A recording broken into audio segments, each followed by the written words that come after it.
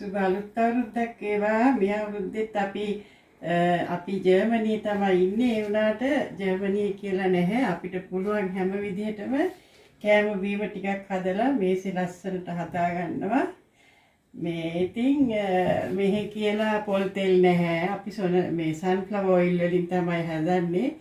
ඒත් ලංකාවේ විදිහටම අපිට එනවා රසට හොඳට පොල් පැණි දාලා පුළුවන් විදියට ඕන කෙනෙක්ට හදා ගන්නත් පුළුවන්. පහසුයි, ඇත්තටම ආසයි. මොකද අපි මේ රටවල හිටිය කියලා ඒවා අතාරින්න ඕනේ නැහැ. අවුරුද්දෙන් මමත් හදනවා. මේ ඉතින් අපි බලමු. මම දැන් ඔක්කොම බාගෙට හදලා ඉවරයි. කොණ්ඩ කැවුම් ටික තමයි අන්තිමටම හදන්නේ. අපි බලමු කොණ්ඩ කැවුම් අන්තිම දෙක තුන හරි හදලා දාන්නම්. මේ ඔයගලන්ට මගේ YouTube channel එකේ තියෙනවා හදන හැටි විස්තර ඔක්කොම බලා ගන්න පුළුවන්. මම දැන් තව එක කොණ්ඩ කැවුමක් හදන්නම්.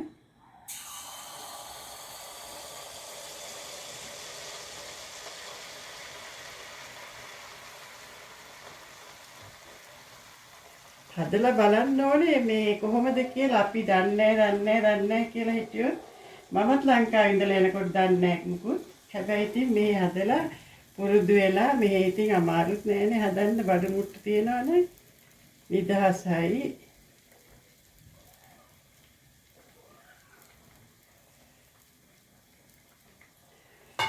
අපි හැදුවොත් තමයි අපේ ළමයි උනත් පුරුදු වෙන්නේ ඇත්තටම. ඉතින් මේ හදලා බලන්න ඕන. කවුද කොයි ආගමේ වුණත් ප්‍රශ්නයක් නෑ. ලස්සනයිනේ. ගෙදර හදන්න පුළුවන් නන්නේ ඕන කෙනෙක්ට පුළුවන්. ඉතින් බැරි වෙන්න විදියක් නැහැ. හැබැයි මේවා හදලා ළමයින්ට උනත් කියලා දෙන්න ඕනේ. දැන් ළමයින්ට දන්නේ නැහැ කිසි දෙයක්. මෙහි ඉපදිච්ච ළමයිත් ඉන්නවා. හුඟක් ළමයින්ට කිසිම දෙයක් කිරිබත් එකක්වත් හදාගන්න දන්නේ නැති ළමයි ඉන්නවා උන්තරම්. ඉතින් ගෙදර හැදුවොත් තමයි මේ ළමයින්ට පුරුදු වෙන්නේ. ඉතින් කොණ්ඩ කැවුම් මේ ගොඩාක් උඩට කැවුම් දෙන්න ඕනේ. අපිට සාමාන්‍ය විදිහට අපිට මේ මේසෙකට ලස්සනට තියාගන්න නැත්තම් ලංකාවෙන් ගෙන්න ගන්න එපා. අපි කොහොම හරි මේ හදාගන්න පුළුවන් එක.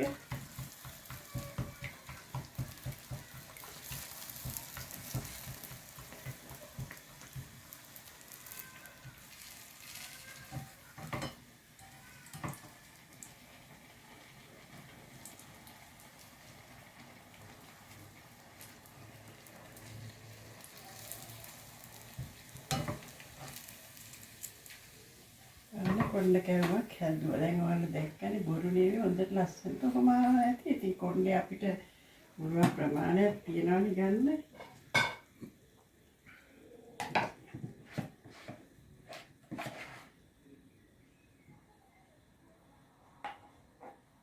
ඒකේ පදම තමයි අවශ්‍ය. පදමත් මගේ YouTube channel එකේ දාලා තියෙනවා. ඔයගලන්ට ගන්න පුළුවන්. පොඩ හදාගත්තකි.